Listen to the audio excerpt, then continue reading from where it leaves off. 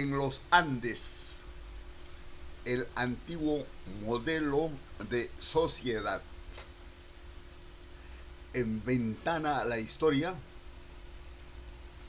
por Julio R. Villanueva Sotomayor, abril de 2024. Fuente: el Tahuantinsuyo, la propiedad privada y el modelo curacal de producción. Villanueva S. J. 1994, Ediciones Luciérnaga, imprenta Centro de Producción Cristiana, Breña, Lima, Perú. El Ayllu y sus primeras evidencias. Después de miles de años de evolución prehistórica, la sociedad andina fue básicamente dominada por las comunidades aldeanas. Modelo de sociedad que era superior a las hordas, clanes, tribus de la comunidad primitiva. Su principal centro fue el Perú, en la zona andina norte, desde los 6000 años antes de Cristo. Hay evidentes restos de sedentarismo, de la instalación humana antigua y de las vivencias en común. Los ayllus fueron agrupaciones multifamiliares, ocupando un territorio que ya es su propiedad y al que tienen que cuidar, y donde hacen prevalecer sus propias reglas de mantenimiento y de interacción.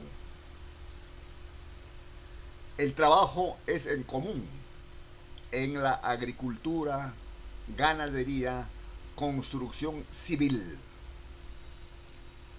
La distribución de productos es igualitaria, así como la redistribución de excedentes. Los utensilios domésticos son de una cerámica sin cocción. El jefe de la comunidad es escogido por un consejo constituido por los más osados guerreros en época de conflictos, que eran muchos. En momento de paz era un consejo de ancianos. La comunidad aldeana se va expandiendo y los primeros a ellos parece haber sido los siguientes. 1. Huaca Prieta, 5 kilómetros al norte de la desembocadura del río Chicama, Ascope, La Libertad. Foto de su sede principal al lado izquierdo. 2. Cotosh, con sus manos cruzadas, Huánuco, 1800 a.C. La foto del centro. Y 3. La Galgada, margen derecha del río Tablachaca, afluente del Santa, en Pallasca. Foto de la derecha.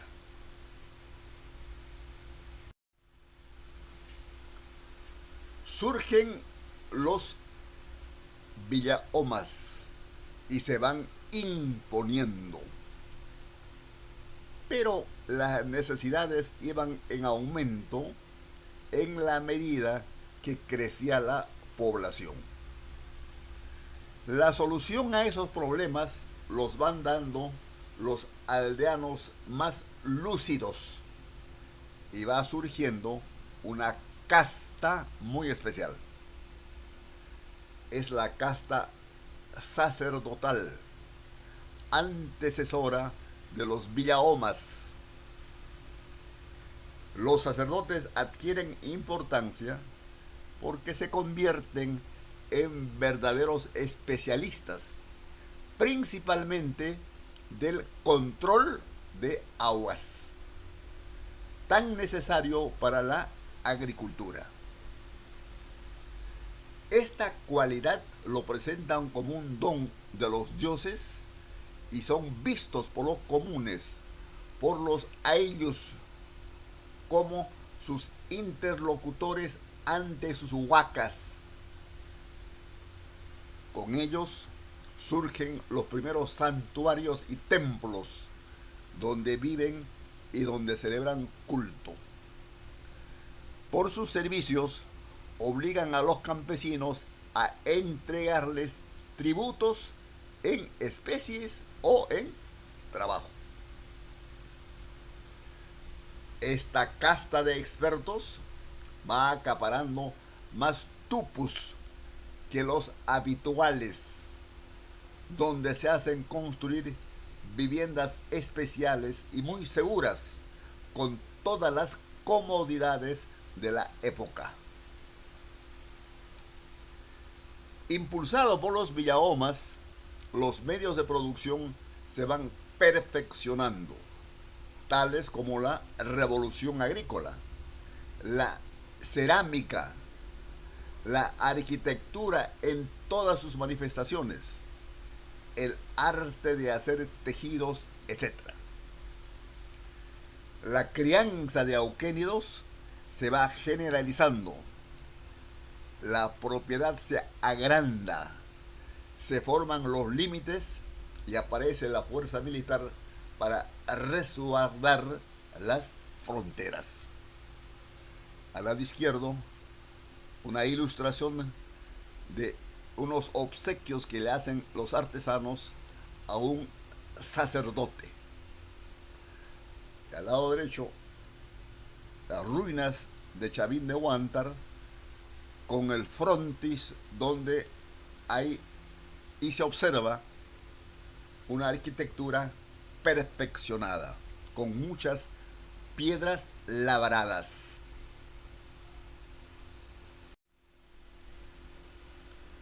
Los curacas y la propiedad privada. Luego de la disolución de Chavín de Huántar se forman los desarrollos regionales, tales como Paracas, Nazca, Mochica, Lambayeque, Chimú, Huaylas, etc.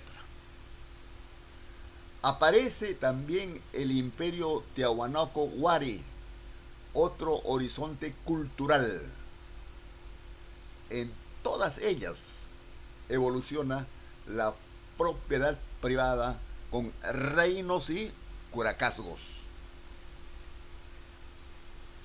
Los ayllus de las comunidades aldeanas van siendo absorbidos por los ayllus de linaje, de privilegio en todo el mundo andino.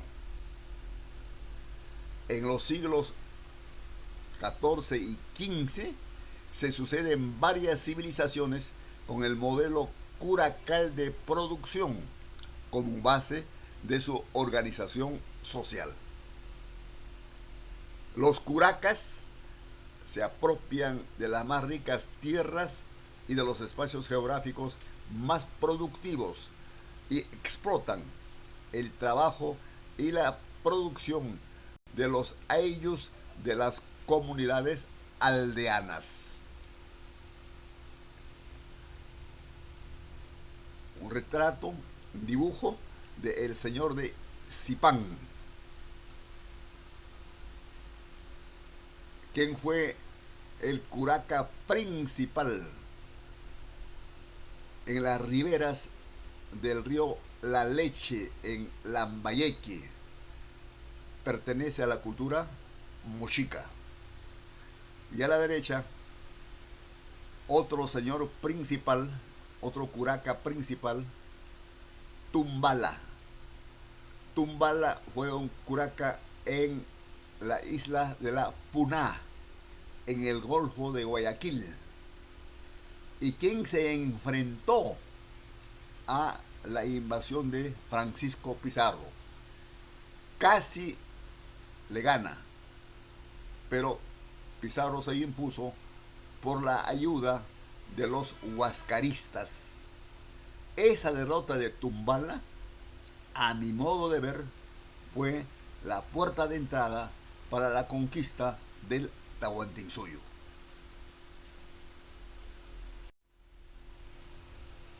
¿Quiénes salieron del Collao? Abro comillas. Somos nacidos fuertes, y con las gentes que aquí juntaremos seremos poderosos.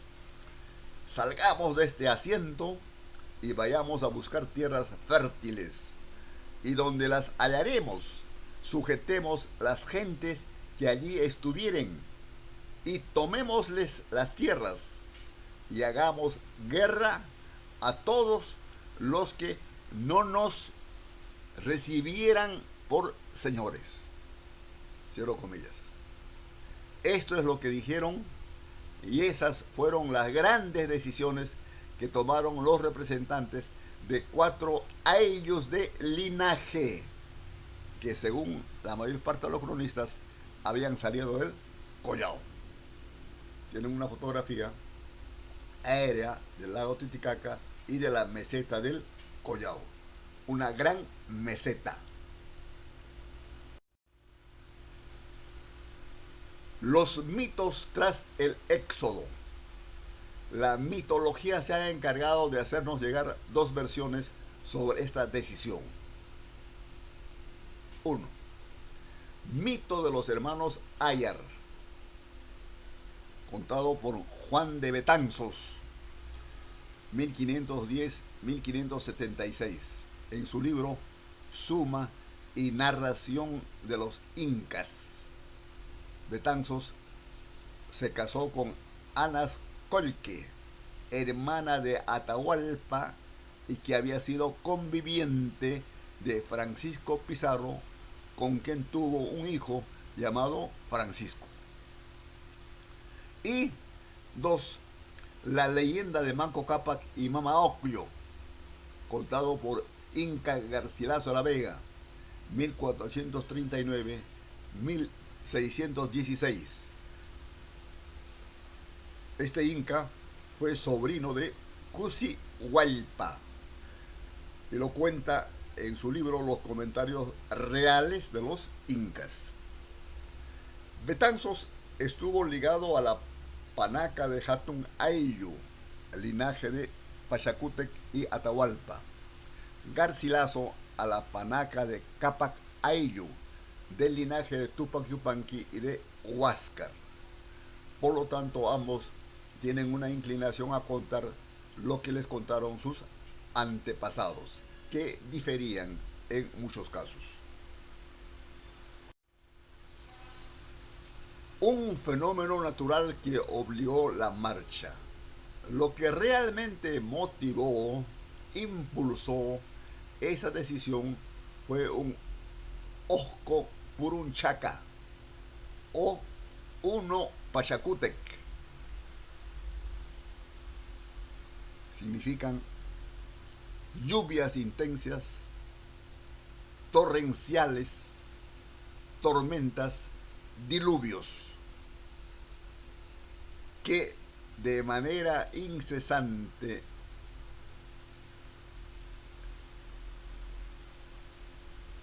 modificaron el volumen del Titicaca y su entorno.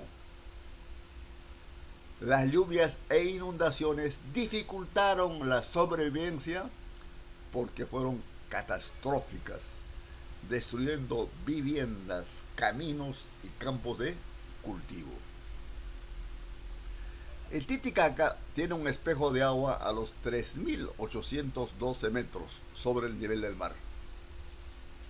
Por intensas lluvias sube unos cuantos metros y produce inundaciones, tal como ocurrió el año 1989 y llegó a 3.817 metros sobre el nivel del mar. Había aumentado 5 metros, pero volumen de agua muy grande por la extensión del lago Titicaca. En esos tiempos las torrenciales lluvias aumentaron el caudal de sus tributarios, es decir, de los ríos Huancané, Ramis, Coata, Ilave y Suches, agua que fue llenando más la cuenca del Titicaca. Pero también el del río Desaguadero, su efluente, que parecía un mar. Dicen los cronistas que no se veía una orilla de la otra. Creció el lago Popó, colector final de esta cuenca endorreica. Nunca se acercó tanto al lago Coipasa y al salar de Uyuni. La temperatura media del ámbito geográfico descendió unos 4 grados a 8 grados Celsius, más frío que el de costumbre. A tal contingencia natural se enfrentaron los herederos de las etnias del Tiahuanaco. Una foto aérea del lago Titicaca. La tetrapartición. Los sobrevivientes se reunieron y optaron por una tetrapartición. 1. Los collas resolvieron quedarse bajo la dirección de Colla Cápac. 2. Los ayarmacas decidieron poblar el este bajo el liderazgo del curaca Tocay Cápac. 3. Los pinahuas resolvieron tomar el oeste con su curaca Pinahua Cápac. 4.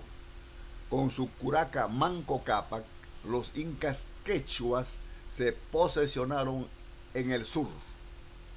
Pero pasó el tiempo, pasaron los meses y el clima seguía empeorando. Y al ver que la meseta del Collao ya no favorecía sus planes de desarrollo agropecuario y noticiados de otros mundos habitables, acordaron emigrar a otras latitudes. La peregrinación habría durado varios años. La meta fue el noroeste. Los incas quechuas tal vez regresaban a la tierra de sus ancestros.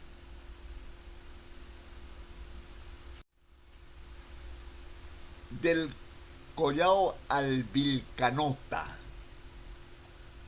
De la parte central de la meseta del Collao hasta la cuenca del río Vilcanota, en su curso medio, hay una distancia en línea recta de unos 400 kilómetros. Allí se dirigieron los ayarmacas, pinahuas y los incas quechuas, dirigidos por sus curacas, quienes tenían los nombres genéricos originarios. Ya sabemos que los que llegaron e instalaron primero en las cuencas del Guatanay y Tulumayo fueron las dos primeras etnias. Los incas quechuas llegaron después, pero su organización y fuerza militar se impuso en todo el valle del Vilcanota. Los incas quechuas y su instalación. Los incas quechuas se instalan en Tulumayo y Guatanay. Manco Cápac hizo construir el templo de Inti Cancha en honor al dios Inti y pobló con su panaca el Urin Cosco, bajo Cusco. La panaca de Ayar Auca se instaló en el Jarán Cosco, mitad de arriba del Cusco. Garcilaso de la Vega, dice María Rostorowski, confirma ese criterio al decir que los hermanos mayores poblaron la parte alta, mientras que los seguidores de la reina eran hermanos segundos y poblaron Urín, Cusco. Era en todo caso la tradicional repartición de un territorio conquistado, pero bajo el modelo inca, donde los dos bandos obedecían a un sentido de oposición y complementariedad. Es decir, podían estar en diferentes sitios, pero se complementaban en todos los que eran tareas, trabajo de el ayllu de privilegio. Una foto de el Valle Sagrado de los Incas a orillas del río Urubamba. El Tahuantinsuyo y las panacas. Comienza pues a crecer el Tahuantinsuyo. Nace una concepción especial del modo de administración ideológica, política y económica inca, cuya difusión, aceptación o acatamiento solo se explica por la vinculación geoeconómica, social, cultural y política que su estado panaca supo establecer y estrechar con los señoríos, curacazgos, ayllus, vilcas, atas, etc., dueños de otras posiciones o porciones de espacio geográfico del mundo andino y que a su manera tenían su organización estatal. Tahuantinsuyo llega a ser un gran imperio y cuya división regional está formado por Collasuyo, Contisuyo, Antisuyo y Chinchasuyo. La panaca, una gran propiedad privada. La panaca como gran propiedad latifundista por su enorme tamaño, superior a las grandes propiedades de curacas que ya existían en el mundo andino, era una organización social únicamente de la macroetnia inca. Socialmente estaba conformada por los descendientes de un inca reinante, quienes, teniendo como símbolo la momia de aquel, económicamente mantenían sus propiedades y sus privilegios. Cuando estos les quedaban estrechos, pugnaban por coronar a otro inca de su panaca para aliviarse de las necesidades insatisfechas de sus miembros y beneficiarse de los favores del soberano. La pugna por el poder en el estado inca desde sus inicios fue para ampliar las fuerzas productivas y los medios de producción de las panacas reales de un sector del tradicional curacazgo cusqueño. Política y administrativamente, el naciente estado inca, que fue un esfuerzo étnico y curacal de la clase dirigente cusqueña, implantó un sistema cuyo objetivo fundamental fue allanar el camino para la prosperidad, la seguridad y el desarrollo de las panacas reales de la élite gobernante cusqueña. Una ilustración de Huamampoma de Ayala, donde mujer está trabajando, está regando la chácara de una panaca real. Las panacas de los últimos incas. Las panacas de los últimos incas fueron las más importantes y eran poseedores desde el periodo de la expansión de grandes extensiones de tierras, aparte de sus grandes haciendas, trabajadas por innumerables llanas. Contaban también con sacerdotes, augures, mujeres y servidores encargados de su cuidado y de mantener su situación social. Es lo que nos dice María Rostorowski en su libro Historia del Tahuantinsuyo. Y ahí una ilustración de los tres últimos incas. Relación de panacas. Manco Cápac y Ayar Auca fueron los fundadores de las panacas reales. El de Manco Cápac se llamaba Chima Panaca. El de Sinchi Roca, Raura Panaca.